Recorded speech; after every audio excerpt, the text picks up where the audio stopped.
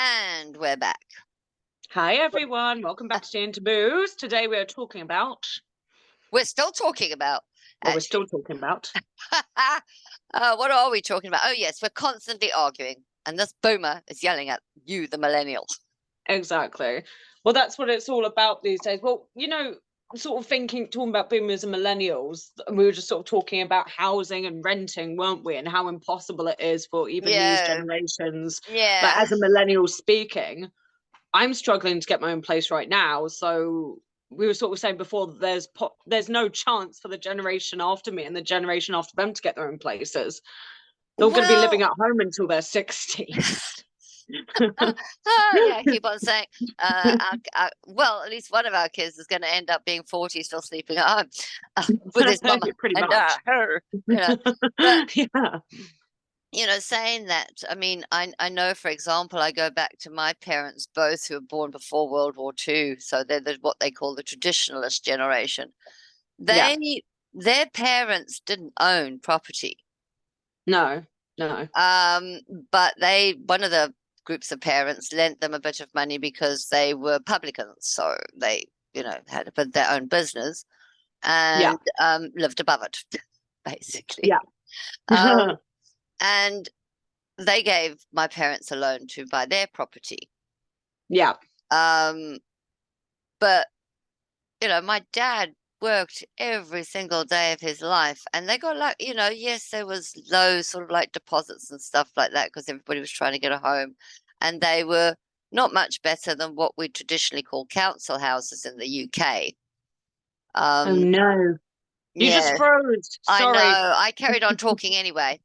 Okay, good.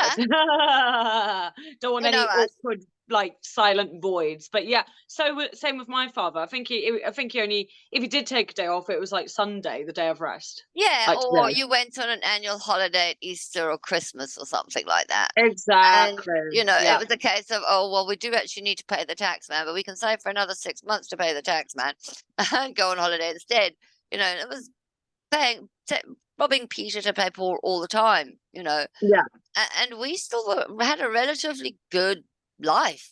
We were in South Africa, so there were other things going on. But, then it came to me when I wanted to buy a house in the 80s. And for a time, I had a good job. But unlike my grandfather, who had his job for 40, 50 years of one company, or my grandfather managing to own his business, or at least whatever the license is to be a publican or a hotelier. That was what kept them going. They didn't own their own properties. It wasn't a given that you had to own your own property back in the day. There were companies like Cadbury's built a whole village so that people could live there and work at the same time, and yada yada. And I think they eventually sold them off. I tried to buy a house, and my job didn't. In the 80s, as I said, you're kind of like the modern yuppie. I was going to say, like, wearing what was shoulder it like? pads. Yeah. What was it like buying property in the 80s? Probably so much easier than today, right? Probably easier because the rates were lower and the prices were seemingly lower. But when you're talking about a property that would have cost you, I don't know, $90,000 in the 1980s here, for example, in Canada, by real terms of what the value is, it would still be worth a good $500,000-$600,000 today, just based on the value of the money. Oh. Sorry, that was just based on the value of the money. 90,000 would be equal to about 500,000 to 600,000. Sorry, you froze again, so I didn't catch that last part. Sorry, guys, for the technical difficulties. Yeah, there seems to be a recurring theme of ours. No, I blame the internet. I blame the facilities for the internet. It is what it is. Yes, that's true. But so. In the 80s, as a modern yuppie, I could go around wearing all the shoulder pads. I mean, I lived in an apartment. It was a small one-bedroom flat. I earned the equivalent of, I think I earned about 1,000 or 1,200 rand. Now, equivalent in money, dollars-wise, this is probably like about, I don't know, $600 a month. Yeah. Back in the 1980s. I don't know what the exchange rate was back then. Yeah. But we can laugh about it. But I've never owned my own home. If it wasn't for my partner's parent dying, they wouldn't own a home in Canada either right now. Well, that's it, right? It's And that was inheritance. because his parents worked all their lives, and his parents were good with money and managed to save some or have some assets that were left to sell off and yada yada yada. Yeah. But those are the kinds of things. And everybody's saying, "Oh, I'm never going to be able to afford earning the money I earn." Yeah, but it's not just your generation. It's not just the millennials. Yeah. It's Yeah. not just the Gen Zs or the alphas or the ones after that. Because the boomers, the Gen Xers, we've all had our own, and traditionalists didn't own their own properties unless they had their own businesses and then they lived above it or beside it, or it was, and 9 times out of 10 in the UK, it's what they call leasehold. Yeah. Yeah. So you're paying to lease the property, you don't own it. Yeah. Well, You that's own it. the lease, kind of. Yeah. Well, that's it. It's like I don't think I'd ever be able to buy my own home ever unless, like, I actually went on a date the other week and then he said, like, "Oh, I'd love to build my own home." And I was like, "That's probably how we're gonna have to do it." Yeah. Just build your own home. Just build a shack, not even a house. Well, we laugh, but I take a look at the people in Soweto who built shacks, and you take a look at Africans or our indigenous cultures anywhere around the world, and the kind of mud huts and homes that they built from natural resources of what they had. Yeah. We can't go and build in our forest nowadays. Yeah. That's literally how we're probably going to do it. It's just have to You need a build our own permit, homes you out of need to sticks and bricks. fight City Hall, you need to do all sorts of things just to go and hang out in the Don Valley. Even to get a mortgage these days is just, it's absolutely brutal. Yeah, I don't think I'd ever be able when to afford to live somebody's on my own. earning as little as 25,000 or even up to like 50,000 in salary, unless they're on their own, even when they're on their own, it's difficult to afford. It's even Well, worse, that's it. and then you suddenly feel you've got to get involved with somebody so that you can afford to buy a house. And there's this great expectation to live like that, Yeah. Let's all live like Dallas and Dynasty because, hey, living like South Park and The Simpsons is just way too much for a girl. Boy. It's very relatable, The Simpsons, though. And I mean, South Park does take more jabs at people, but that's the beauty of it. Yeah, I It's find quite South funny. Park is a lot more political. It is very much political. Simpsons is more brings it relatable. in, but it is more relatable on a human family kind of thing. I mean, I'm not a little boy in South Park. Yeah, South Park. And the only thing that I get out of it is that little expression where everyone goes, "Okay." Yeah, yeah.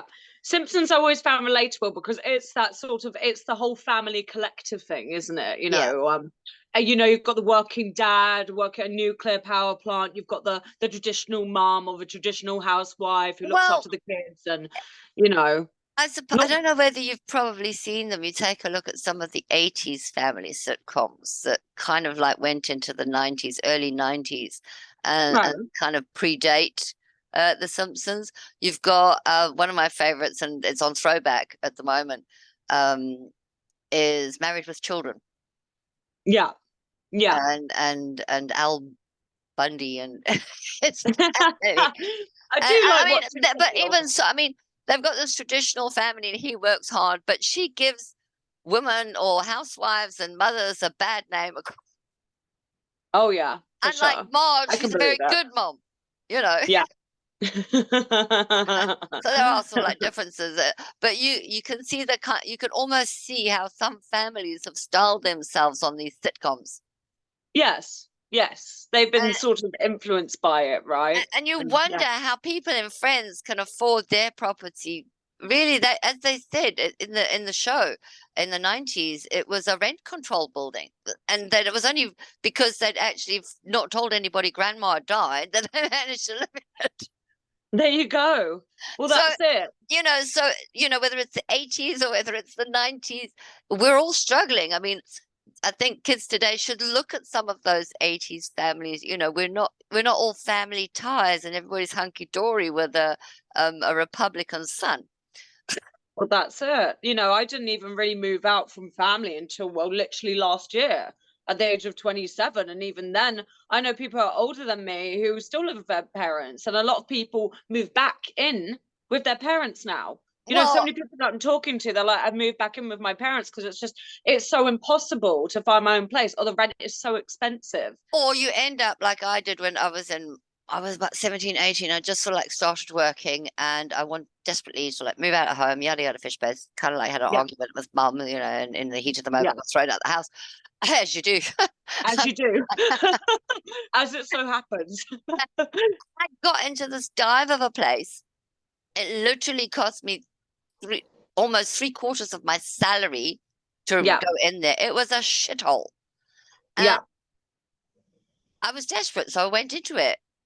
yeah, And whether, as again, that was in the 80s when I yeah, was in my late teens. yeah. Of course, by the time I got to my 20s and had a half decent job, I could afford something a little bit more. I had a car, yada, yada, got my license, yada, yada. So there were some things that as you go, but by the time I was in my 30s and a divorced single mom, Yeah. the balance of scales changes again. So Well, that's it. And you know, it's just diabolical, like the expense of everything these days. You know, since the pandemic and this recession, everything has gone up in price. It's not just rent, it's groceries, it's gas money, it's travel, exactly, it's you know, everything. I So mean, I used to be how are you able to fill expected to my live? fridge for a month on like little money, but now, Yeah. you know, barely fill it for I two have weeks. to, although I pay rent and stuff, I have to think like a poor person. Okay, like baked beans, soups, noodles, KD, things like that.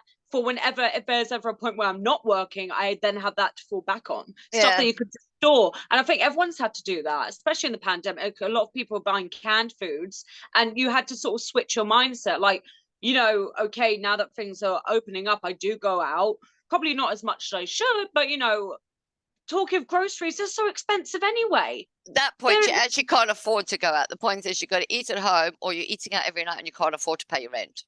yeah, well, that's it. It's like you've got to have this fine-tuned balance. And even groceries, you know, I went to pick up a few things the other week. Cat litter, a couple cans of cat food, toilet paper, maybe enough for a couple nights meals and lunches. It was like 80 something to $100. I was like, what the F? Like, But here's I the didn't thing, even buy sweetie. that Here's much. the thing. In the 1980s, I would have enough to buy fresh rolls and some, what do they call them? French fries here, chips, Yeah, pommes. yeah.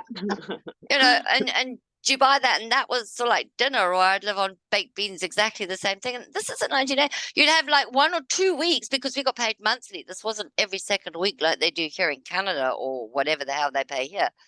Yeah, Um, I was eating that kind of stuff to survive back then. absolutely. Yeah. And this is the issue. People really don't understand. People think that everybody my age owns freaking houses.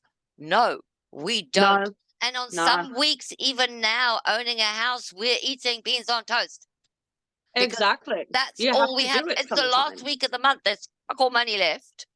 Exactly. You know, Where do you go people, next?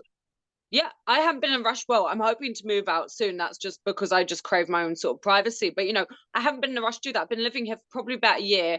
But, you know, people are like, oh, well, you've got cheap rent. And I'm like, yeah, rent's cheap, but I've got to pay for everything else. Oh, Phone, and you've got a mouse in your house. and I've got a mouse in my house. Exactly. So, yeah, rent is cheap, but I'm dealing with all of this other crap. Like mice have come in. Yeah, this has been the hot topic. I was like making Facebook posts and We everyone was have to laughing. go because if we don't go now, we're just going to keep talking. We love you Oh, madly. yes. Please like and subscribe. We are Tea and Taboos.